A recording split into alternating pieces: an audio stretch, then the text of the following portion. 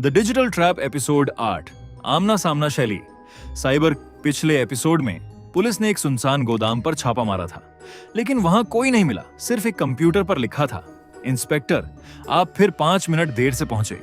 उसी समय एक काली एसयूवी तेज रफ्तार से भाग निकली और पुलिस उसके पीछे निकल पड़ी। हाईवे पर पीछा रात के लगभग 2:30 बजे।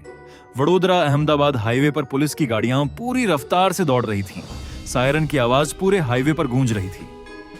इंस्पेक्टर निखिल राठौड़ वायरलेस पर आदेश देते हैं, सभी यूनिट्स गाड़ी को आगे से घेरो, किसी भी कीमत पर निकलने मत देना। काली एसयूवी बार बार लेन बदल रही थी।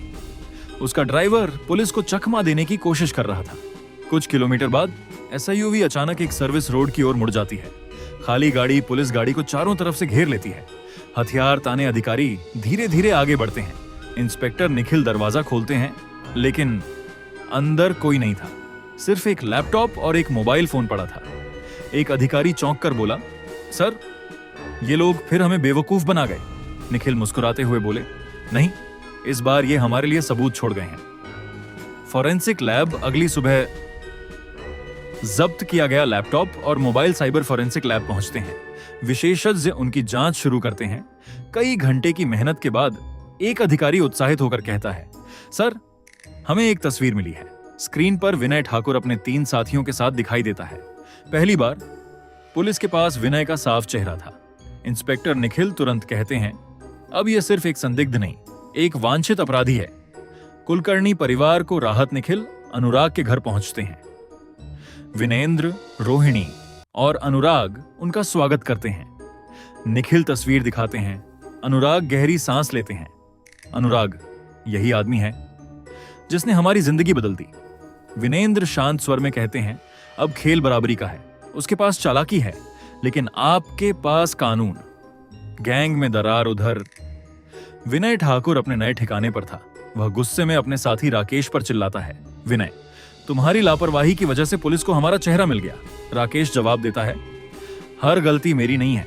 अब पुलिस हर जगह पहुंच रही है। दोनों के बीच बहस बढ़ जाती है।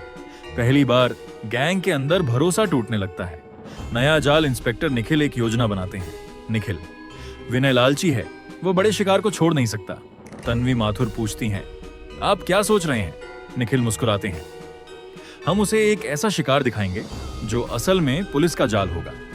सभी अधिकारी एक दूसरे की ओर देखते हैं। योजना शुरू हो चुकी थी। विनय का फैसला उधर। विनय अपने लैपटॉप पर नए संभावित ग्राहकों की सूची देख रहा था। अचानक उसकी नजर एक नई कंपनी पर जाती है। Global trading private limited company का टर्नओवर कई करोड़, बैंकिंग लेन देन बहुत अधिक।